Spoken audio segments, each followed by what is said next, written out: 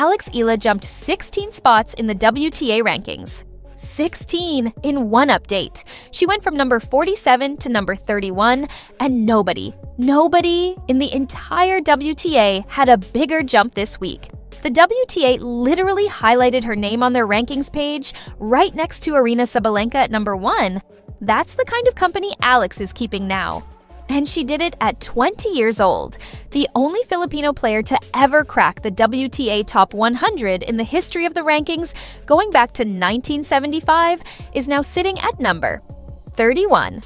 Let that sink in for a second. Not top 100, not top 50, 31. So, let me break down exactly how she got here and why this number is way bigger than it looks. Alright, so here's the math on how a 16-spot jump even happens. You need a massive tournament result at a massive event, and that's exactly what Alex pulled off at the Dubai Duty Free Tennis Championships, a WTA 1000 event, which is the second highest tier of tournaments behind Grand Slams. The points you earn here are huge, and Alex went on a run that nobody saw coming. In the first round, Hailey Baptiste retired due to injury, so Alex moved through. Not the most exciting way to advance, but hey, you take what you get and keep it moving. Second round, that's where things got crazy. Alex drew world number 8 Jasmine Paolini, a Grand Slam finalist, one of the most dangerous players on tour, and absolutely dismantled her. 6-1, 7-6. The first set was a masterclass. 6-1 against the 8th-ranked player in the world. That's not even competitive. Alex was out there playing like Paolini owed her money. And when Paolini tried to claw back in the second set, Alex held her nerve in the tiebreak, winning it 7-5. That's the kind of poise you can't teach. That's experience. That's a player who's been in these situations before and knows she belongs. Then came Sorana Cirstea in the round of 16, and Alex handled business again to punch her ticket to the quarterfinals. 3 matches, 3 wins, one of them against a top 10 player. At a WTA 1000 event, that's how you rocket up the rankings. Now look, I'm not going to sugarcoat the quarterfinal. Coco Gauff won 6-0, 6-2. That's a tough scoreline, no way around it. Gauff is the world number 4 for a reason. She's been in Grand Slam finals, she's won the US Open, she's one of the best players alive. Sometimes you run into a buzzsaw. But here's what people miss when they just look at the score. Alex didn't lose this tournament. She gained from it, massively.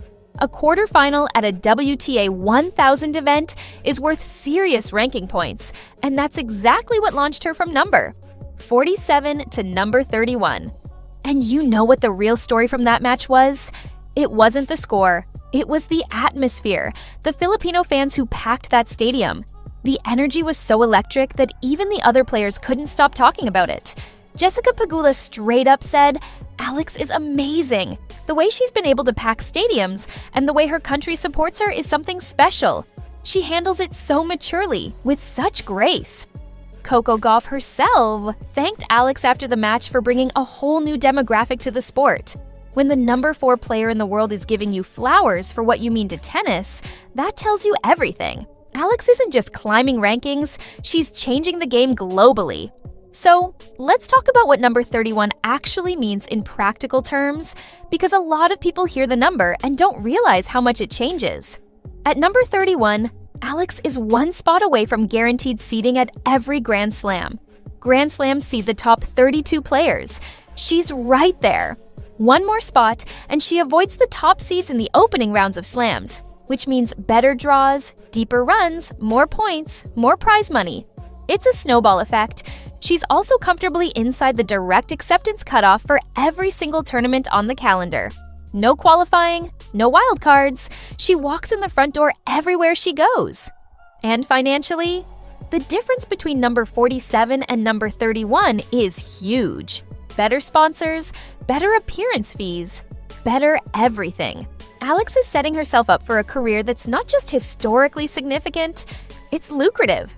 But the biggest thing, respect. When you're number 31 in the world, you're not an underdog anymore. You're not a Cinderella story. You're a legitimate threat every single week. Opponents prepare for you specifically. Coaches make game plans to deal with you. That's a completely different level of recognition. And honestly, what makes Alex's climb so wild is the speed of it. Think about where she was a year ago.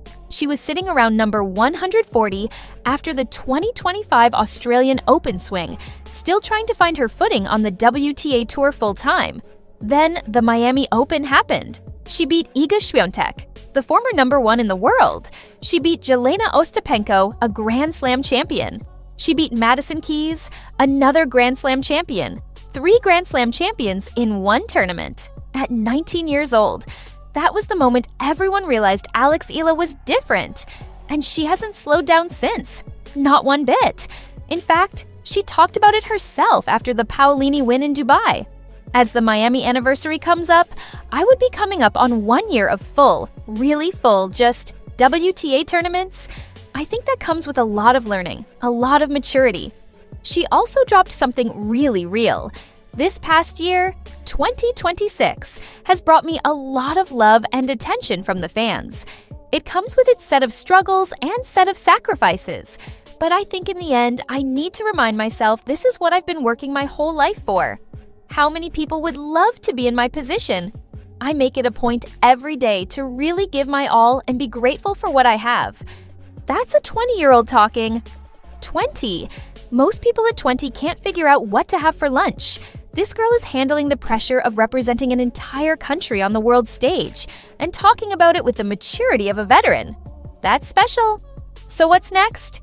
2 words: Sunshine Swing. Alex heads to the BNP Paribas Open at Indian Wells starting March 4th. That tournament is literally called the 5th Grand Slam. It's that big. Then immediately after, the Miami Open from March 17th to 29th. Both are WTA 1000 events. Both offer massive ranking points. And here's the juicy part. Miami is where Alex's story exploded last year. That's where she beat Świątek, Ostapenko, and Keys. She's going back to the scene of the crime with a year's worth of experience and a number, 31 ranking. If she has another deep run there, we could be looking at a top 25 player, maybe even top 20. The math works. Her 2026 record so far is 10-6 with 6 tournaments played. She's been busy, and the results keep getting better. The consistency is there. The wins over elite players are stacking up. The ranking is climbing at a pace that's honestly hard to keep up with. Let me put this whole thing in perspective, because I don't think people fully appreciate what's happening here. A few weeks ago, I sat here and told you Alex was at number 38, and that was historic. Before that, we were celebrating number 45. Before that, the top 50. Now she's at number 31. She's jumped 16 spots in a single week, and she's the biggest mover in the entire WTA.